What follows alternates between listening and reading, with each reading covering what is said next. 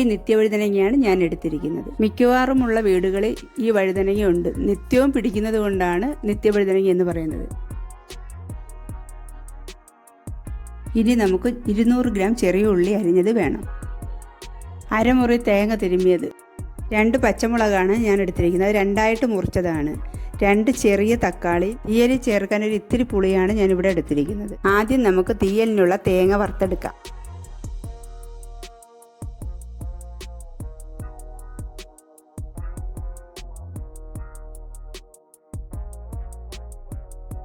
തേങ്ങയൊന്ന് ചൂടായി വരുമ്പോൾ അതിലേക്ക് 2 കുഞ്ഞുള്ളി അരിഞ്ഞതും 2-3 ഇതൾ കറിവേപ്പിലയും ചേർത്തിളക്കുക.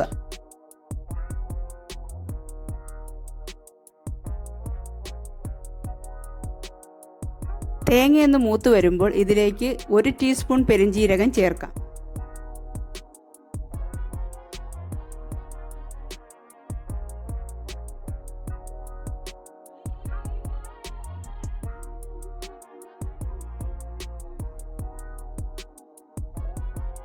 തേങ്ങ ബ്രൗൺ നിറമാകുമ്പോൾ ഇതിലേക്ക് 2-3 കുരുമുളക് ചേർക്കാം.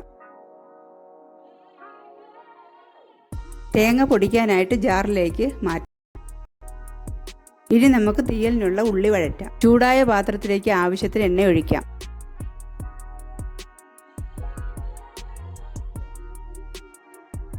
എണ്ണ ചൂടാകുമ്പോൾ 1 ടീസ്പൂൺ കടുകും കൂടി ചേർക്കാം.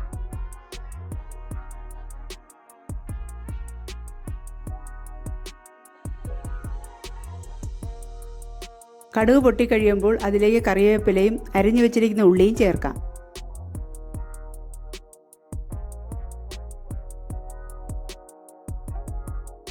രണ്ടായിട്ട് മുറിച്ചു വെച്ചിരിക്കുന്ന പച്ചമുളക് കൂടി ചേർത്ത് ഇളക്കാം. ചെറുതായൊന്ന് വഴറ്റി വരുമ്പോൾ തക്കാളി ചേർത്ത് ഇളക്കാം.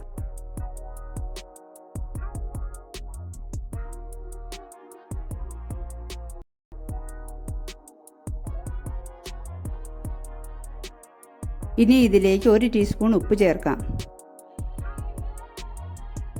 ഇപ്പോൾ ഇതിലേക്ക് നമ്മുടെ നിത്യവഴുതനങ്ങ ചേർക്കാം. ഇനി നമുക്ക് നിത്യവഴുതനങ്ങ ഉള്ളിയെല്ലാം നല്ല രീതിയിൽ വഴറ്റാം.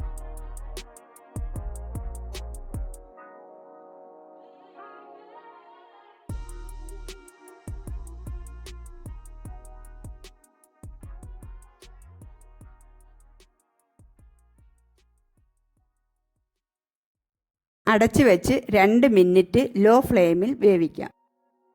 ഇപ്പോൾ ഉള്ളിയെല്ലാം വെന്ത് വന്നിട്ടുണ്ട്. ഇനി ഇതിലേക്ക് കറിക്കൂട്ട് ചേർക്കാം. ഇനി ഇതിലേക്ക് 1.5 ടീസ്പൂൺ മുളക് പൊടിയും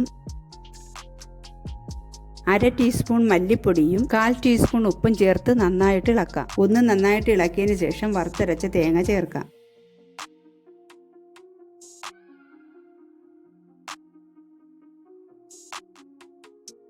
ഇനി ഇതിലേക്ക് കുറച്ച് പുളിവെള്ളം ചേർക്കാം.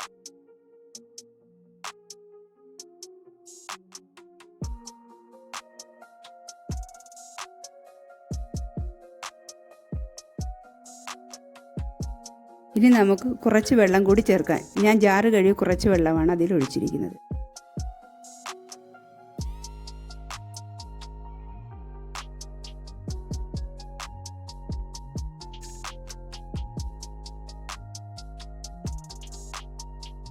ഇനി നമുക്ക് 2 മിനിറ്റ് അടച്ചു വെച്ച് വേവിക്കാം.